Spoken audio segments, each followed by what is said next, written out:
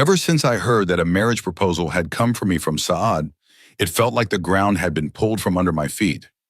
I began to feel as if a huge disaster was about to strike. When my mother came to me to ask for my consent, I broke down in tears, sobbing uncontrollably. Seeing the fear and anxiety on my face, she grew concerned and asked, "What's the matter? Why are you crying so much? Is everything okay?" With great hesitation and fear, I told her, "I'm scared. I don't want to get married, especially not to Saad. I want to continue my studies." My mother, trying to reassure me, chuckled and said, "You can continue your studies after marriage too. Your aunt has made it clear that you'll have the freedom to do whatever you want. No one will stop you from pursuing anything." "But you don't understand, Mom. I'm scared." This time, I nervously cracked my knuckles while speaking. She observed me thoughtfully for a while before smiling and saying, "There's nothing to be afraid of. Every girl has to go through this phase one day. Don't worry, I've made all the arrangements. You don't know, but in our family, before a girl's marriage, she's given a special drink with a secret ingredient mixed in it. It helps calm her nerves and take away all her worries." I was trying to explain something important to my mother, but she had her own ideas and left, leaving me lost in my thoughts. The mere mention of Saad's name filled me with terror. Memories of past incidents involving him would flash before my eyes, and I'd feel ants crawling all over my skin. Fear consumed me, and I couldn't even think about sharing this with anyone, not even my mother. I was ashamed and afraid. I couldn't bring myself to say aloud what was haunting me. What shocked me most was Saad's audacity. After everything he had done, how could he have the nerve to send a marriage proposal for me? I knew exactly what kind of man he was, a predator driven by his desires. I could already foresee how he would treat me after marriage. But the real problem was, I couldn't tell anyone. The thought of exposing him terrified me. Then an idea struck me. Why not talk to Grandma? She was the only person in the house who always listened to me and supported me. I was confident she would help me this time too. The next morning, I waited for the right moment when Grandma would be alone, and I could share my feelings with her. Finally, when we were alone, I hesitated but managed to tell her, "I don't want to marry Saad. Please talk to Mom and Dad and convince them to refuse this proposal." Grandma was taken aback. Her mouth hung open in surprise. "I think you've lost your mind," she exclaimed. "Saad is a doctor, runs his own clinic, and is going back to America for his specialization. What more could you possibly want? He wants to marry you and take you with him," Grandma said. "You're lucky Saad wants to include you in his life. There's no shortage of girls in the family. In fact, your aunt wanted him to marry someone from her side of the family, but Saad insisted that he would marry only you." Hearing Grandma's words, I felt disheartened. She adored Saad and couldn't possibly refuse this proposal. I was at a loss for what to do. That's when I decided the only way out of this mess was to confront Saad directly. I needed to ask him to back off and tell his parents that I didn't want to marry him. With a pounding heart, I nervously dialed his number. The phone rang and my heart raced. Sweat trickled down my forehead, and just as the last ring buzzed, he picked up. Hearing his voice drained all my courage, and I quickly hung up the phone. My breath was heavy, as if I had just run a marathon. I scolded myself for my cowardice. Why am I so scared of him? He's not going to eat me alive. I need to stand up for myself. Yet no matter how much I told myself this, I couldn't gather the strength to speak to him. Moments later, my phone started ringing. It was Saad calling back. Hesitantly, I answered. His flirtatious voice greeted me, filled with a fake sweetness as he asked how I was doing, and professed his love for me in an overly romantic tone. His demeanor triggered memories that sent chills down my spine. Without thinking, the words spilled from my mouth. "Tell your parents to stop talking about this proposal. I don't want to marry you." There was silence on the other end of the line. Then suddenly, his angry and incredulous voice burst through. "What are you saying? Are you out of your mind? Don't you know I love you? I always get what I want, and if I can't have you, I won't let anyone else have you either." With that, he hung up, leaving me paralyzed with fear. I felt helpless. The closer the wedding day got, the more my anxiety grew. That night, my sister-in-law came to my room with a glass of milk. She chatted casually, but the sight of the milk made me uneasy. I had never liked milk, and I certainly didn't want it now. Drink it before it gets cold, she said, and then we can continue talking. I don't like milk at all, I replied. Please take it away. She insisted, you're about to get married, and this milk is very important for you. Besides, your mother-in-law was saying you've been very anxious lately. Tell me, what are you so afraid of? I can help you overcome your fears. She stared at me with a knowing look, and her gaze made me feel shy. I mumbled, just thinking about living away from my family makes me feel breathless. I've never lived without you all, and I don't think I ever can. She smiled and replied, every girl faces this moment at some point, and every girl has to learn to be strong. Then, with some insistence, she made me finish the glass of milk. This became a daily ritual. Either my mom or my sister-in-law would bring me a glass of milk, and they wouldn't leave until I drank it. It made me so angry. Why should I drink something I don't even like? But they would always laugh knowingly and say, this will help you overcome your fear. It's essential for you. Their words made me wonder, how can this possibly help me overcome my fear? A fear that has haunted me since childhood? It wasn't something that could just disappear so easily. It all began back when I was in the 6th grade. From a young age, I had always struggled with math. During that time, my uncle's house was close to ours, so my aunt was often at our place, and Saad was usually around as well. Saad was 7 years older than me and had a commanding presence over all of us cousins. I was especially scared of him. I was naturally shy and timid, and even the slightest loud voice would make me tremble. On a few occasions, Saad scolded me, and since then, I began avoiding him altogether. When my 6th grade results came in, my marks in math were terrible. My parents were deeply disappointed. They had expected me to secure a position in my class. Despite excelling in all other subjects, my poor performance in math had cost me a top rank. Disheartened, my parents asked Saad to tutor me in the evenings. At first, he refused, saying he didn't have the time and that his own studies were too demanding. But my parents insisted, and in the end, he had no choice but to agree. It was decided that he would tutor me for an hour each evening. Everyone knew I was scared of Saad. It was because of my fear of Saad that I managed to study properly. The first day I went to him for tutoring, I was wearing a sleeveless dress. My pale arms were clearly visible, even though I didn't like wearing such clothes. But my mom, who was very fashionable herself, often dressed me in trendy outfits, especially during the hot summer months. That day, when Saad saw me alone up close for the first time, his gaze changed in a strange way. Being young and naive, I couldn't fully understand his intentions. He began to touch my arm occasionally or brush his hand against my face. This soon became a routine. Sometimes he would stroke my cheeks, and other times he would pull me onto his lap. Before this, Saad had never shown me such affection, and no one else ever had either. I didn't know how to react, but one day his behavior escalated. When his touches became more inappropriate, I broke down crying in fear. Seeing me cry, he panicked and tried to calm me down. What's the matter? He asked nervously. I was just showing you love. Why are you crying? Stop, or someone might hear you and come in here. But even after that, Saad continued his inappropriate behavior. I began to fear him deeply, though I couldn't share this with anyone. I kept everything to myself. Then one day our teacher at school talked to us about good touch and bad touch. Her words sent chills down my spine. That's when I realized that Saad's behavior was wrong.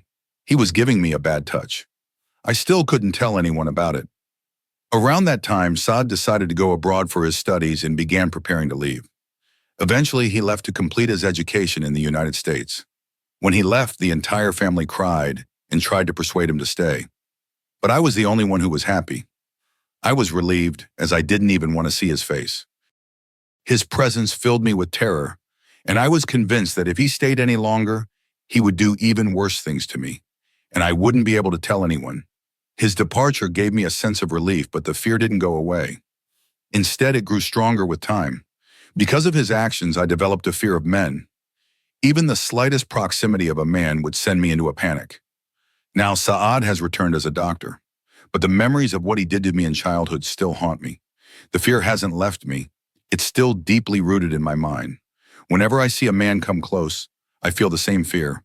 and my body trembles as if I'm reliving those moments all over again.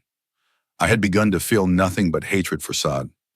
I was his uncle's daughter, his family, his honor, and yet he had crossed every boundary. How could he disrespect his own family? Perhaps he was so consumed by his desires that he had lost all sense of right and wrong. Whenever I saw people praising him, my anger and frustration would boil over.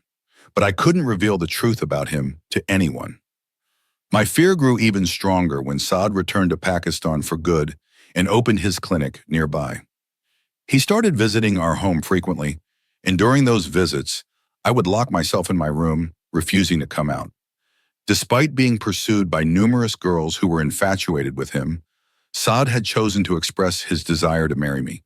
Hearing this made me feel as though death itself was dancing before my eyes. What infuriated me the most was my mother. She was my own mother, the woman who gave birth to me, and yet she couldn't understand my emotions or the agony I was going through. Why couldn't she see the pain I was enduring? Living this life felt unbearable. Even in my childhood, my mother had failed to protect me. She left me alone with Saad despite the visible fear on my face.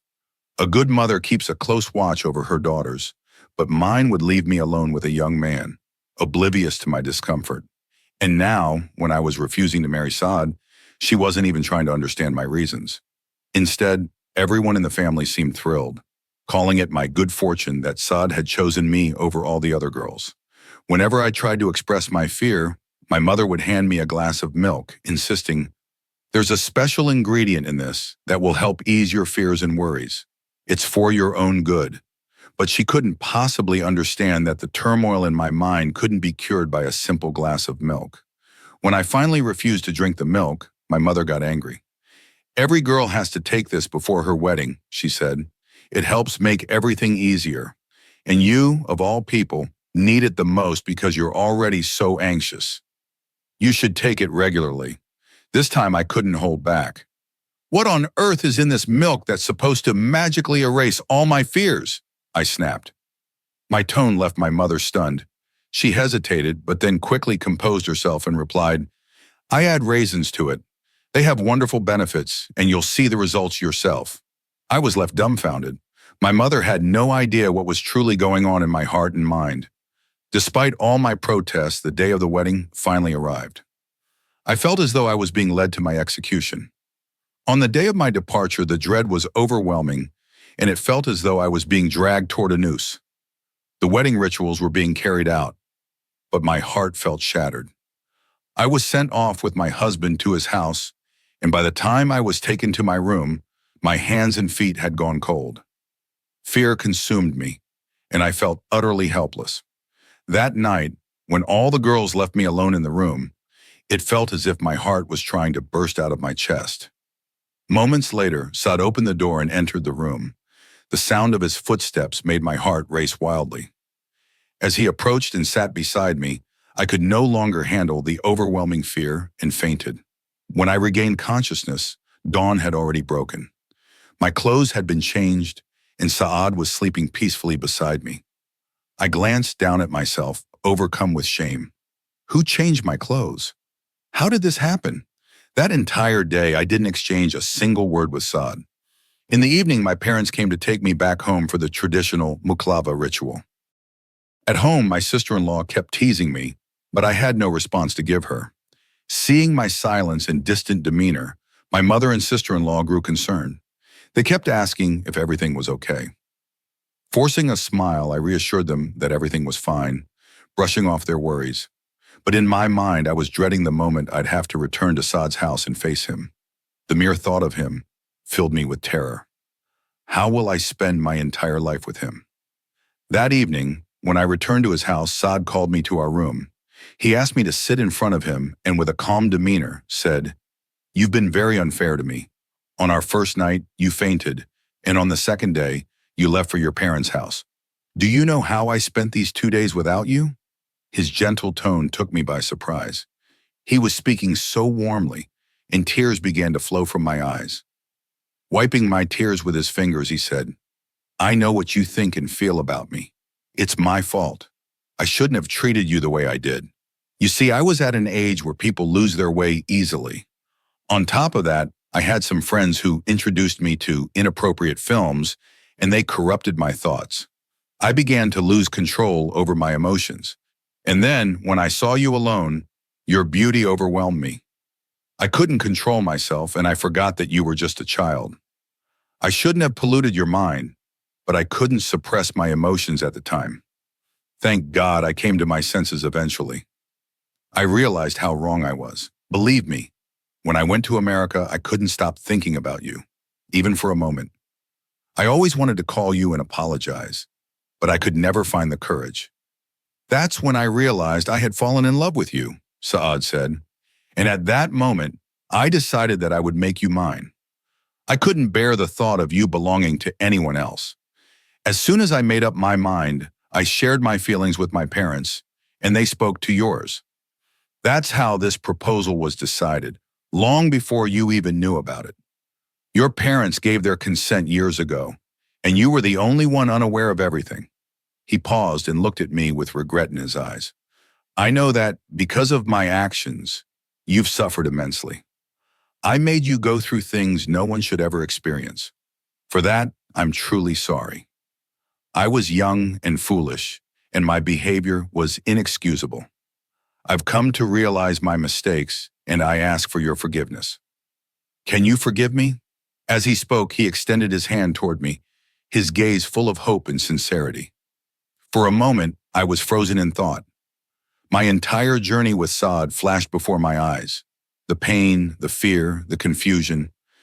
But now I could see that he was genuinely remorseful. He was trying to make amends, and I knew that holding on to bitterness would only make my life harder. With a deep breath, I placed my hand in his. I could feel the tension ease from both of us as our hands touched. In that moment, I decided to let go of the past. Saad was my husband now, and I had to move forward. It was time to release the misunderstandings, doubts, and hurt that had weighed heavily on my heart for so long. That marked the true beginning of our life together. Over the days and weeks that followed, I began to see Saad in a new light. He wasn't the same person who had once caused me so much pain. He was kind, attentive, and loving, going out of his way to ensure my happiness. He truly cared for me and respected me in a way I hadn't expected. Gradually, the fear that had gripped me for so many years started to dissipate. I realized that Saad was genuinely trying to make up for his mistakes, and he had transformed into a better person. My feelings toward him softened, and for the first time I felt comfortable and safe in his presence. Now I no longer felt the urge to return to my parents' house. Saad had become my world, and I was content with him. My mother would often call, teasing me gently. "You were so opposed to marrying Saad at first," she would say, "and now it seems like you've forgotten all about us." Her words would always make me blush, and I would laugh nervously in response. Eventually, I decided to visit my parents for a few days. It was a warm and emotional reunion, but on the second day, as I was preparing to return to Saad's house, my sister-in-law began teasing me in her usual playful way. "You seem so happy now," she said with a mischievous grin. "Now you understand why we insisted you drink milk with raisins, don't you?" Her comment surprised me. I looked at her, confused, and asked, "What do you mean? Why was it so important for me to drink that milk every day?" She chuckled and explained. "The raisins in the milk have a special effect. They help a woman emotionally and physically adjust to her new life. They stir emotions, reduce fears, and make it easier to form a bond with her husband.